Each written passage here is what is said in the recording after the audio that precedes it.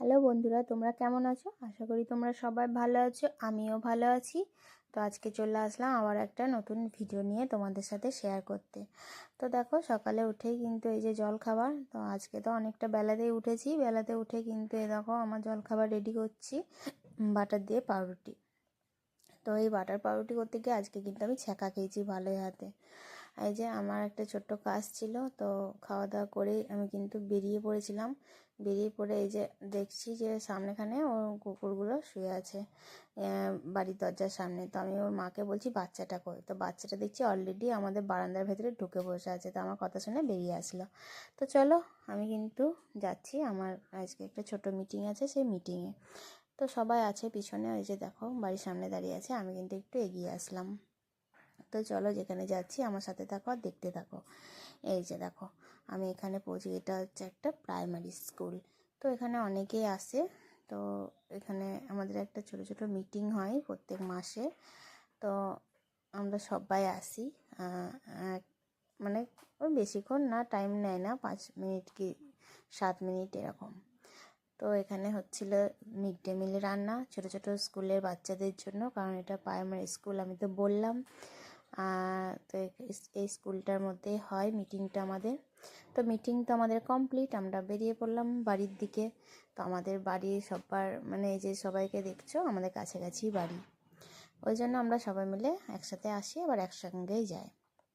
তো চলো, meeting complete করে আমি বাড়ি চলে আসলাম। বাড়িতে অনেকটাই বেজে গেছে, মোটামুটি 12:30টা বেজে গেছে। এরপর কিন্তু রান্নার তাড়াহুড়ো, তো আজকে অনেকটা লেট হয়ে গেছে রান্না বান্না করতে। তোমরা তো সবাই জানো আমি কিছুটা কেটে রেখে গেছিলাম, তো এদিকে সিদ্ধ করতে বসিয়ে দিয়েছিলাম, এদিকে ভাত বসিয়ে দিয়েছিলাম। তো আর মশলা কিন্তু আমি সবসময়তেই বেটে রেখে দিই, ফ্রিজের মধ্যে রেখে দিই, কারণ একসাথে অনেকটা মশলা বাটা থাকলে না অনেকটা সুবিধা, কয়েকদিন হয়ে যায় আমার। আর তাড়াহুড়ো করে মশলা বাটা একদম আমার ভালো লাগে না। এই যে আমার আলু কাঁঠাল কিন্তু একদম সেদ্ধ হয়ে গেছে, নুন হলুদ দিয়ে আমি তেলের মধ্যে দিয়ে কষিয়ে নিচ্ছি। তারপর কিন্তু আমি মশলাটা ভালো করে কষাচ্ছি। এই যে আদা রসুন বাটা, আজকে কিন্তু বন্ধুরা জিরে গুঁড়ো ছিল না, আমি দিতে পারিনি জিরে গুঁড়ো। আর লঙ্কা গুঁড়ো সব কিছুই দেওয়া হয়েছে, গরম মশলা, টমেটো, পেঁয়াজ কুচি, যা যা ছিল আর কি, যা যা মশলা লাগে সবাই তো আমরা জানি।